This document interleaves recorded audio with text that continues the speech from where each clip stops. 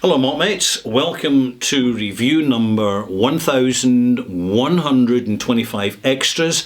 X for extra content, extra opinion, extra perspective and extra stuff. And this particular stuff is on the channel called The Whisky Bothy. There is only one whisky bothy, although there are many bothies around the world. But you'll find a lot of bothies in Scotland. They are humble places. They are the opposite end of the fancy gentlemen's clubs and bars with their studded leather armchairs and mood lighting, where people go to buy overpriced and over-presented spirits and cocktails and such stuff. Not my scene. I prefer my whisky in the bothy, without the distractions of pretension and presumed luxury. So I've just reviewed this Tom and Toole 14-year-old 46% and unchill filtered. Although having added a drop of water to this whisky, it's not really clouded up much, so I think they're taking liberties with the unchill filtered statement. But no harm.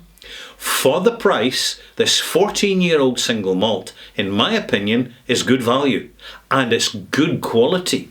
The first thing I'm going to do in this extras is pour from this glass into this glass. You may be wondering why. There's a simple reason: for consistency of experience. So here's the Tom and Toole, here's the second glass, here's the third glass. What am I going to do next? I'm going to do this simple, practical little blending thing, which is so easy to do. And the reason I'm doing it with this is that this is a perfect malt with its understated, unpeated, natural complexity to be used for to show the sophistication of... Oh, excuse me. I'll be with you in a minute. Right you. I thought we left you up in Sunshine Corner. Now keep your bottom out my glasses. Right, yeah, naughty boy. There you go. There's your undeserved reward. And now the bothy is reeking of cat biscuits.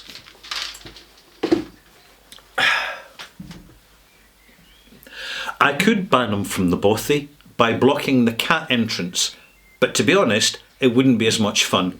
Now, I have another bottle here. Some of you, if you're malt mates and subscribers, will recognise it.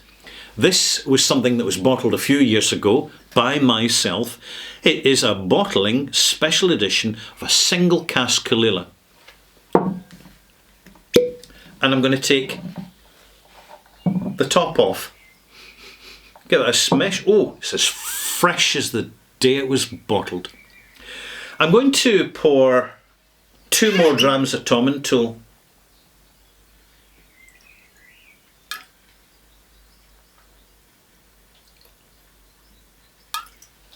Not too much. A little should go a long way when you're taking your time. I'm going to do what I did with the original review. I'm going to add 2 millilitres of water. Not a lot, just a drop. But I'm going to hold on to the spoon. In fact, I'm going to go better than that. I'm actually going to get a plastic dropper.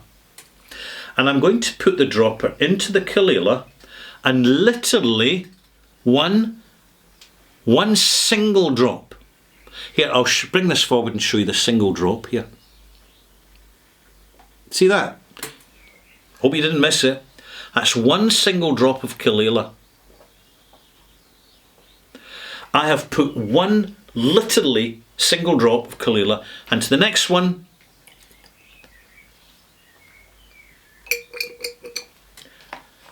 I've put about 12 to 20 drops.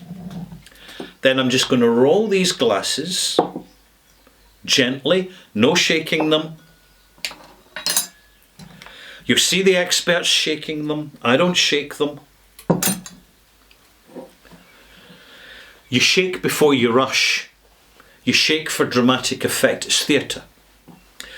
Let's nose the first single malt. Tom and Tool, 100%. Gentle nose. Subtle. Fresh fruit. Getting a little bit of barley grain, because I poured this and prepared it, over half an hour ago.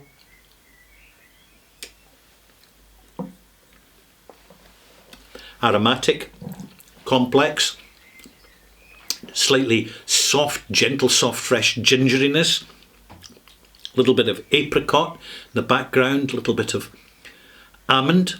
The almond's getting more integrated now. But here's the next one.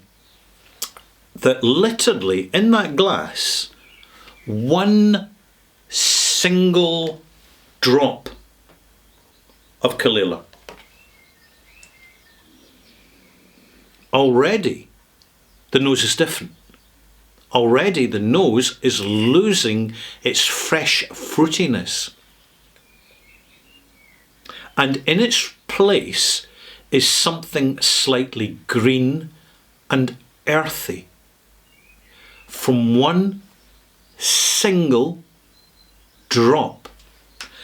Granted, this is cask strength Caol Ila from a single cask. So the actual alcoholic strength is what? 55.3% against the 46% of the Tom and Tool. But bear with me in this. Very few people do this in their whisky space, despite having the bottles immediately in hand to do it. There is still this culture that the way the master blender has presented it is the last word on how you should consume it. Now, this is one single drop. The Tom and Tool's still there, but the fresh fruit's immediately suppressed. And on the taste,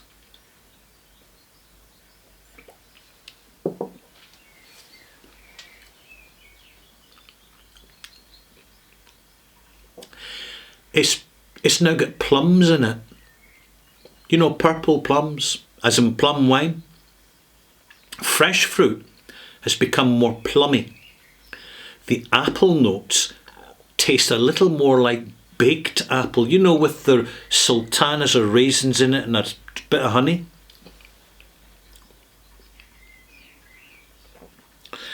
You wouldn't believe the difference a single drop. What percentage of Caol Ila is in that glass? 0.2, 0.1, 0.01%. And yet with that single drop, it's changed. If I were to add half a teaspoon, quarter of a teaspoon of the Caol Ila to that Tom and Tool, it would change it enormously, particularly over time as it settles down, marries up and oxygenates. This is where we start to address which has actually got more status here, single malt or malt blends. And one of my first answers would say, well, it's really got to do with the quality of the cask. You're better a malt blend from a good cask than a single malt from a bad cask. Every time. I'm sure you can relate to that. But here, and this is, you've got to do this. And it's not about saying I'll put a third and a third. That is literally one single drop from a dropper. And it's really changed it without destroying the original signature of the Tom and Tool.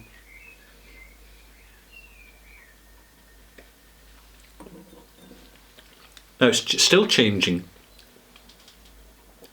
It's getting a little bit more aromatic and effervescent and zesty.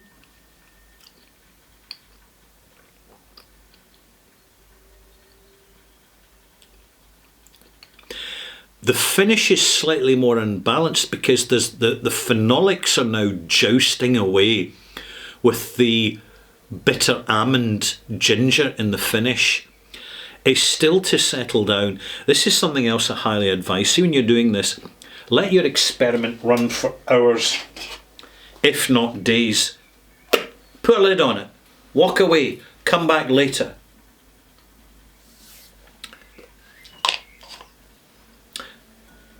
This is the way we get beyond the orthodoxy of brand presented palate identity, and we find out things for ourselves, and we also find out about our own palates too. Now here's the third dram. This had 20 drops of Caol Ila, so roughly, I wasn't counting, neither were you, so moving on. You know what I'm talking about here, you know where I'm coming from. This is much more Caol Ila heavy. I would never ever think that that was this. They're no longer identifiable. This is much more fresh fruit, darker fruit, a little bit of cherry actually, Morello cherry.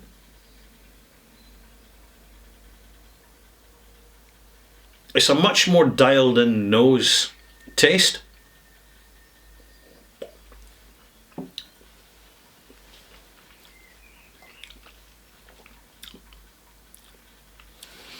This is now a version of Caol Ila. The Caol Ila's calling the shots. It only took 20 drops. What do we learn from this? We learn that when it comes to heavily peated whiskey, a lot less is required to influence the flavour of a much lighter unpeated whiskey.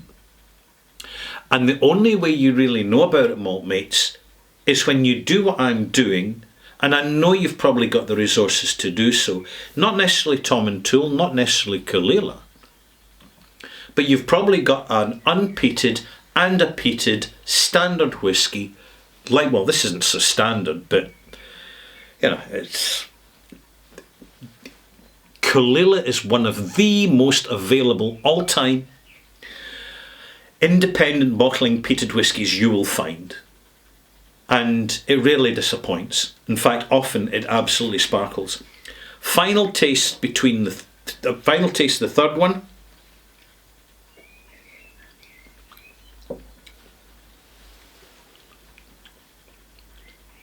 So interesting the way the Caol Ila's taken over, but the Tom & Toole is kind of mellowing, rounding off and fruiting up the Caol Ila. That's really all I have to say now. I hope you found this interesting. I have previously in this channel recommended that you blend, and I continue to do so. The experience for your palate is priceless, particularly if you're on your own or sitting with some members of your whiskey club and you're just discussing it amongst yourself. See you soon.